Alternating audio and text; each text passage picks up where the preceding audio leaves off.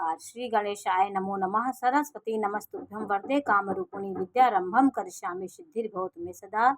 शिव शक्ति को कोटि कोटि प्रणाम। मेरे श्रोतागण, मैं आपको चंद्रमा के बारे में कुछ विशेष चर्चा करने जा रही हूँ कि चंद्रमा का प्रत्येक ग्रह में बैठने का क्या फल होता है, वो किस राशि के साथ बैठा है, किस ग्रह के साथ बैठा है। वैसे वैसे चंद्रमा के जो स्वभाव होता है उसमें परिवर्तन आता रहता है। चंद्रमा एक तरल ग्रह है, सौम्य ग्रह है और अपनी कल्पनात्मक ग्रह है। ये जिस राशि के साथ बैठता है उस प्रकार की कल्पना ये करने लगता है। बुध का भी यही काम है और बृहस्पति का भी है, वो चंद्रमा का भी है। चंद्रमा इसी प्रकार हर एक राशि में बैठ के अपने स्वभाव को बदलता है। तो चंद्रमा किस राशि में बैठा है, किस में बैठा है, जिस भाव में बैठा होगा उस भाव से संबंधित कोई भी कल्पना आप करेंगे तो आपको उस समय वो प्राप्त नहीं होगा। तो आपकी उस विषय से जो कल्पना होती है वो कल्पना को आप कोई भी कल्पना उतनी ज़्यादा ना करें जिससे आप परेशान हो, क्योंकि उस जगह बैठ के उसी चीज़ की कल्पना करने लगता है। प्रथम भाव में बैठेगा तो आपके अपने अपने बारे में सोचेगा, अपने व्यक्तित्व के बारे में सोचा, अपनी सुंदरता के बारे में सोचेगा। दूसरे भाव में बैठेगा तो धन के बारे में सोचेगा, धन संपत्ति आपके, तो बहुत ज़्यादा इसके बारे में आप सोचेंगे तो आप परेशान हो जाएंगे। और किस भाव में चंद्रमा किस चीज़ की कल्पना ज़्यादा करता है, चतुर्थ भाव में होगा तो सुख की कल्पना, पंचम भाव में होगा तो विद्या बुद्धि के लिए।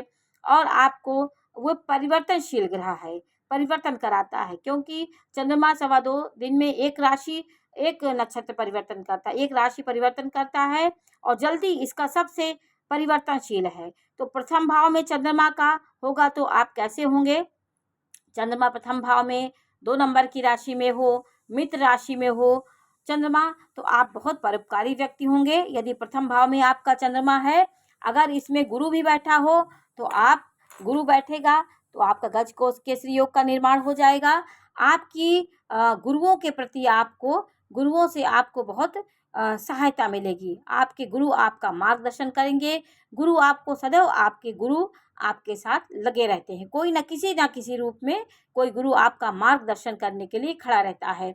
तो चंद्रमा गुरु की युति बहुत अच्छी होती है। आप भी एक सलाहकार के रूप में और ज्ञानी के रूप में समाज में पहचाने जाते हैं। यदि लग्न में या चारों त्रिकोणों में यदि चंद्रमा गुरु एक साथ हो, स्वराशि के हो, मित्र राशि में हो, तो गज केसरी योग का निर्माण होता है। आपका चंद्रमा किसके साथ बैठा है, शुभ ग्रह के साथ बैठेगा तो शुभता का फल देगा। यदि वो पापी ग्रहों के साथ बैठा है तो पाप प्रभाव में हो जाता है। चंद्रमा एक तरल है, जैसे जल होता है, जल में कोई चीज़ आप डालिए तो उसी रंग का हो जाता है, उसी प्रकार चंद्रमा भी है। जिस ग्रह की जैसी युति होगी, जैसा वो होगा, उस प्रकार आपकी प्रवृत्ति में परिवर्तन आएगा। तो आपका प्रथम भाव में अगर चंद्रमा है तो आप अपनी परोपकारिता के कारण अपने चीज़ों का गलत व्यय करने लगते हैं। समाज में एक दिखावा के रूप में और बहुत उदार बनने के चक्कर में अपने अच्छे बनने की वजह से आप अपना नुकसान कर लेते हैं। इसलिए प्रथम भाव का चंद्रमा और हो तो आप अपने समय को दूसरे के उसमें खराब कर देते हैं। चंद्रमा गुरु हो तो आप समाज के लिए ही जैसे जीते हैं, आपका वो नेचर हो जाएगा। इसलिए अपने बारे में भी सोचना बहुत ज़रूरी होता है, क्योंकि आप सबके बारे में सोचेंगे तो आपके बारे में कौन सोचेगा। इसकी आप सदैव इस बात को ध्यान दीजिए कि परोपकारिता और उदारता उतना ही करिए, आप अपना समय नष्ट ना करिए, अपने भविष्य को नष्ट ना करिए। इस चीज़ को आप ध्यान देके जब आप सक्षम हो जाइए तो आप परोपकार करिए।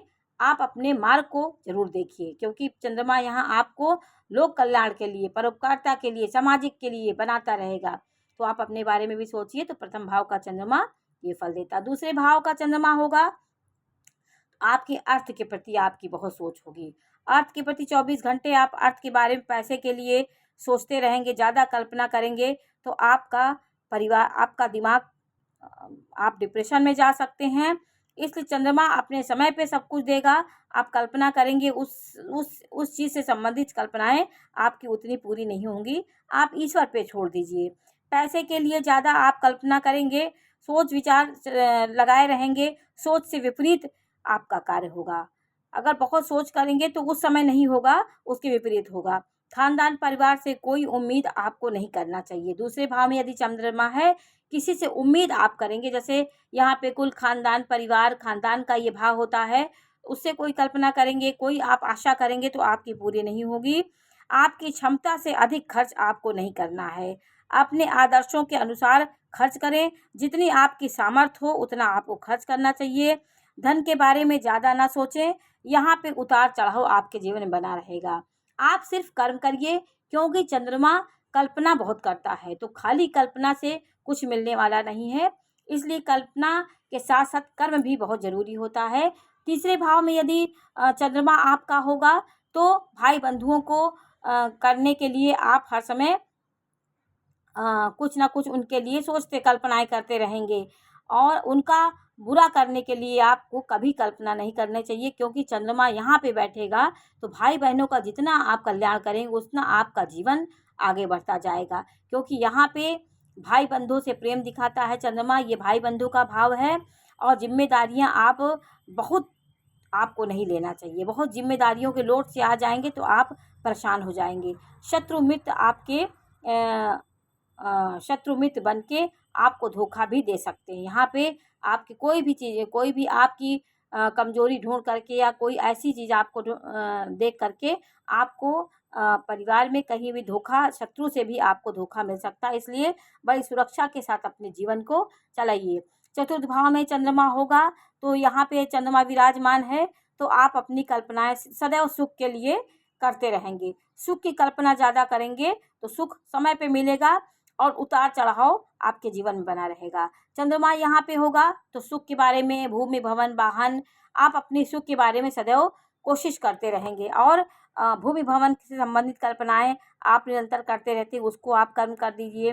कल्पनाएँ उतनी करिए जितनी आपकी कल्पनाएँ पूरी हों, और पैसे का निरर्थक, अनावश्यक उपयोग नहीं करना चाहिए आपको। पंचम भाव में चंद्रमा आपका है, यदि इसके साथ यदि राशियों का सम्मिलन है तो उसका भाव दूसरा हो जाएगा। चंद्रमा अकेला होने से उसके उसके आगे और पीछे वाले भाव में यदि पापी ग्रह हैं, तो अशुभ कर्तरी योग और केमद्रुम योग का हो जाता है। तो केमद्रुम होने से जीवन के बहुत चीज़ों को कष्ट आपको मिलता है, नाना प्रकार की परेशानियाँ आपको मिलती हैं। तो मैं सिर्फ चंद्रमा के बारे में जानकारी दे रही हूँ। युतियों के बारे में मैं दूसरा एपिसोड बनाऊँगी कि चंद्रमा किस किस राशि के साथ बैठा है तो क्या फल देगा। इस समय मैं सिर्फ चंद्रमा के बारे में आपको जानकारी दे रही हूँ कि आपको चतुर्थ भाव में चंद्रमा आपकी कल्पनाओं को सुख की ओर ले जाएगा, लेकिन कल्पनाओं को सदैव कल्पना पे, कोरी कल्पना पे किसी को नहीं रहना चाहिए। आप कर्तव्यनिष्ठ बन करके अपने जीवन को आगे बढ़ाइए। इन सब चीज़ों की कल्पना बहुत ज़्यादा नहीं करना चाहिए। समय पे आपको जो मिलना है मिलेगा। पंचम भाव में चंद्रमा होगा तो आप रस्सी को भी सांप समझेंगे। आपके अंदर एक शंकालु नेचर हो जाएगा। आप किसी के ऊपर विश्वास नहीं करेंगे, किसी की नोक-झोंक में लगे रहेंगे, तर्क वितर्क ज़्यादा करते हैं, और किसी के प्रति कल्पना ना करें कि उसके पीछे किसी प्रकार की कल्पना करेंगे तो आपको वो मौका मिले तब आपको धोखा भी मिल सकता है। इसलिए किसी की कल्पना नहीं करना चाहिए। अपनी मानसिक चिंता के कारण मित्र भी आपके शत्रु बन सकते हैं।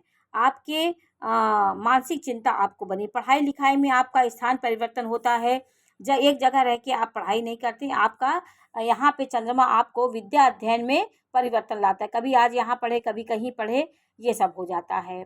लाभ तो दिलाएगा, सब कुछ होगा, जहाँ जाएँगे वहाँ पे भी आपका लाभ होगा, क्योंकि यहाँ पे कारक बृहस्पति है, तो यहाँ पे 5 नंबर की राशि है, सिंह राशि का घर है, तो यहाँ पे चंद्रमा आपकी कल्पनाएँ बहुत शिक्षा के लिए रहेंगी, लेकिन आपका बहुत ज़्यादा उसके बारे में कल्पना करेंगे तो वो आपका परिवर्तन होगा। आपका पढ़ाई के लिए आपको परिवर्तन करना पड़ेगा, एक स्थान से दूसरे स्थान पे आपको रहना पड़ता है।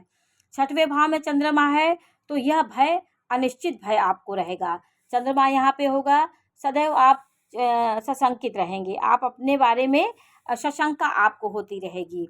कोई बात काम करने से पहले शंका आपके अंदर आ जाएगी। तो यहाँ पे चंद्रमा राजा के समीप रह के भी समाज में पूजनीय आप होंगे, और गुणों को पहचानने, आप अपने गुणों को पहचाने, भयभीत ना हो, अपने नकारात्मक विचार को ना लाने दें।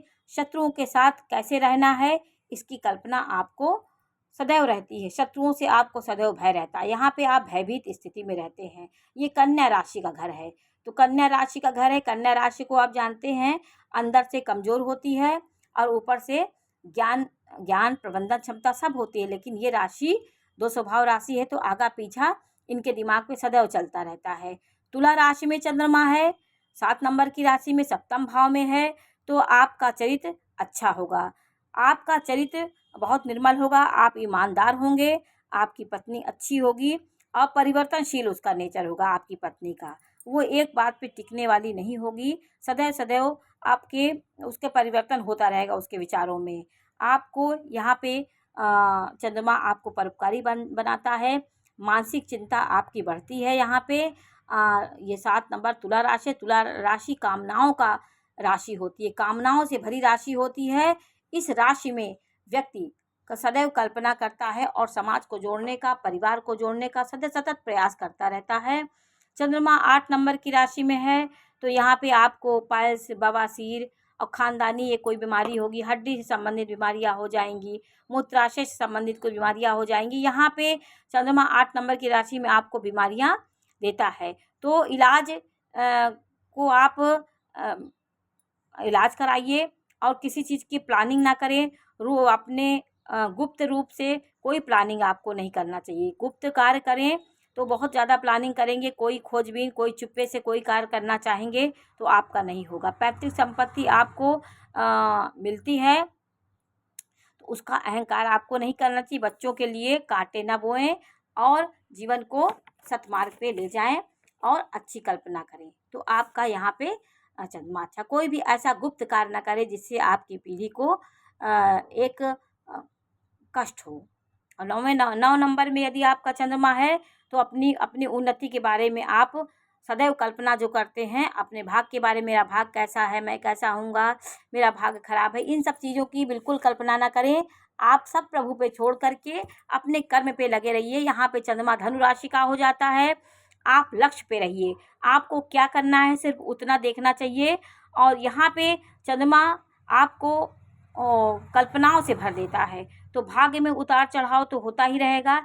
इस चीज़ को समझ के आप समझिए कि मेरा चंद्रमा कहाँ है, जिस भाव में बैठा उस भाव से संबंधित आपके जीवन में परिवर्तन जरूर होगा। ईश्वर के प्रति जुड़े रहें, धार्मिक बने रहें, तो आपका जीवन अच्छा होगा। 10वें भाव में चंद्रमा है तो आप अपने करियर के बारे में, अपने व्यवसाय के बारे में बहुत ज़्यादा सोचते हैं, तो कार्य क्षेत्र के लिए 24 घंटे कल्पनाएं करेंगे तो आपको परेशानी होगी। कल्पना ज़्यादा करना ही आपकी परिस्थितियों को खराब करता है। अपने विपरीत परिस्थितियों में भी उतावलापन आपका बना रहता है। उतावला आपको नहीं होना है। चंद्रमा बहुत जल्दी क्षणिक में खुश हो जाता है, क्षणिक में दुख हो जाता है। चंद्रमा के उतावलापन होता है। चंद्रमा पेशेंस नहीं है, धैर्य नहीं है उसके पास।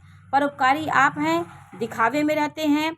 आप अपने कर्मचारियों को दिखावे में आप उसकी मदद करेंगे, तो होशियारी से कार्य लीजिए। आपको जीवन शैली कैसी जीना है इसके बारे में भी आप समाज से सीखिए और अकेले बैठ के आप एक चिंतन करिए।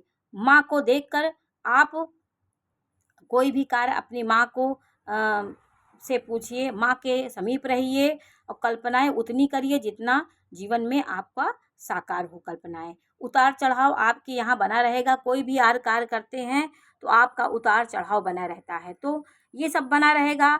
इसमें लग्नेश की यदि स्थिति अच्छी है तो आप अपने कार्य को सही दिशा पे ले जाएं। लग्नेश, लग्न का स्वामी कोई भी आपका हो, चंद्रमा को देखिए और लग्नेश को देखिए। यदि लग्नेश मजबूत है आपका, जैसे मेष राशि का यहाँ पे लग्नेश है, आपका 2 भी हो सकता, 3 भी हो सकता है। मेष राशि का स्वामी यदि यहाँ बैठा होता चंद्रमा के साथ, तो आप बहुत लक्ष्मीवान होते और बहुत आपके हौसला, पराक्रम, साहस और बुद्धिमानी से आप जीवन जीने वाले व्यक्ति होते हैं और सही स्थिति में सही भाग्य आपका साथ देगा। और 11वें भाव में चंद्रमा होगा तो आय व्यय के बारे में आज 24 घंटे आप विचार करते रहते हैं। आमदनी के बारे में कल्पना करते रहेंगे, तो कल्पनाएं ज़्यादा ना करके कर्म की ओर आप झुकिए। यहाँ पे चंद्रमा यही दोष होता है कि कल्पना जिस भाव में बैठा उस चीज़ की कल्पना आप हर समय करते रहेंगे, तो कल्पना के साथ आप अपने कर्मों को देखिए। मित्रों के रूठ जाने पर उनके पीछे आपको नहीं भागना चाहिए। कोई आपका पीछा छोड़ दिया, आपके साथ नहीं है तो आप उसको छोड़ दीजिए दिमाग से, उसके प्रति चिंता ना करिए। शत्रु हो गए हैं तो बहुत चिंता करेंगे तो शत्रु तो मरने वाले नहीं हैं। आप उनके उपाय के बारे में सोचिए, आप कैसी अपनी दिशा चेंज करेंगी। कोई भी चीज़ के पीछे पड़ेंगे तो वो आपको नहीं प्राप्त होगी। 12वें भाव में यदि चंद्रमा है तो मछलियों को मछलियों को आपका मीन राशि में यहाँ चंद्रमा है तो 2 मछलियों का जोड़ा होता है, एक का सिर उधर, एक का सिर उधर। ये आपके 12वें भाव में यदि चंद्रमा हो तो मीन राशि का हो गया। तो आप निर्णय नहीं ले पाते हैं, निर्णय लेने में आप कभी कुछ सोचते हैं, कभी कुछ सोचते हैं, सही निर्णय आप नहीं ले पाते हैं। अधिक पैसे बचाने की प्लानिंग आपको करना चाहिए। आपको सिर्फ पैसे की बचत करेंगे तो आपके जीवन में खुशियाँ आएँगी। कल्पना के आपकी जो कल्पना है वो विपरीत होगी। अशुभ ग्रह चंद्रमा के साथ हैं तो आप बहुत अच्छा आप हर समय भयभीत रहते हैं। यदि चंद्रमा के साथ राहु हो तो सदैव आपको भ्रमित करता रहेगा। आपकी अपनी कल्पनाओं को, अपनी बुद्धि को हटाकर उसमें छाया के रूप में, जैसे पानी के ऊपर काई जम जाती है, उसी प्रकार भ्रम फैलाता है। ये स्थायी दुख नहीं देता है राहु, सिर्फ आपको भ्रमित करता है। किसी ग्रह के साथ वो भ्रम पैदा करता है। आपकी ज्ञान को, आपके पराक्रम को, आपका जो भी ज्ञान है उसमें शंका पैदा कर देता है राहु। तो राहु के साथ चंद्रमा अच्छा नहीं होता है।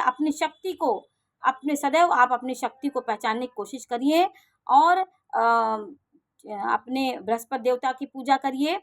पूर्वजों की आत्माएं आपको सदैव आशीर्वाद आपकी देती हैं। आपका यदि मीन राशि है तो आपके बंधु बांधव, आपके शक्तियाँ आपकी मदद करने के लिए आपके पास खड़ी रहती हैं। यदि आपका चंद्रमा 12वें भाव में है तो शक्तियाँ आपके पूर्वजों की शक्तियाँ भी हो सकती हैं, दैविक शक्तियाँ भी हो सकती हैं। इसलिए चंद्रमा मीन राशि में आपको धार्मिक, ज्ञानी और ब्राह्मणत्व आपको देता है। तो चंद्रमा, सिर्फ मैंने आपको चंद्रमा के बारे में जानकारी दी। मैं दूसरे एपिसोड में आपको चंद्रमा के साथ सब ग्रहों की युति के बारे में भी जानकारी दूंगी कि चंद्रमा ग्रह की युति बना के कैसा फल दे देता है, क्यों वो परेशान हो जाता है। चंद्रमा शनि के साथ हुआ तो क्या हुआ, मंगल के साथ हुआ, गुरु के साथ हुआ, तो ऐसे ऐसे उनके परिवार, जैसे आप अपने मित्र के साथ रहते हैं तो जैसे मित्र आपके होंगे, जैसी आपकी संगत होगी, वैसे आपका स्वभाव परिवर्तन होने लगता है। उसी प्रकार ग्रहों का भी परिवर्तन होता है स्वभाव में। तो आज मैंने आपको इसकी जानकारी दी। आपको ये जानने की ज़रूरत है कि हमारे आकाश मंडल में जितने भी ग्रह नक्षत्र भ्रमण कर रहे हैं, सूर्य के आसपास सारे ग्रह नक्षत्र भ्रमण करते हैं। उसी प्रकार सारे ग्रहों का प्रभाव हमारी धरती पे, सारे रिश्तों पे रहता है। इसलिए हम रिश्तों को मजबूती करने के लिए बताया जाता है। जो ग्रह हमारे वीक होंगे वो रिश्ते भी हमारे खराब होते हैं। यदि सप्तम भाव खराब होगा तो आपका वैवाहिक जीवन खराब होगा। चतुर्थ भाव यदि बहुत पीड़ित है तो आपको सुख नहीं मिलेगा। बहुत आप बना लेंगे लेकिन आपको शारीरिक सुख, आपको सुख की प्राप्ति नहीं होगी।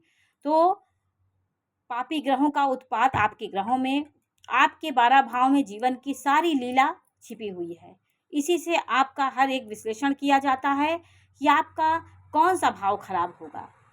तो आज मैंने आपको चंद्रमा के प्रत्येक भाव में उपस्थिति के बारे में जानकारी दी। ये जानकारी आपको कैसी लगी हमें अवश्य बताइए। चैनल को लाइक करिए, सब्सक्राइब करिए। मैं इसी प्रकार की जानकारी देती रहूँगी। नमस्कार।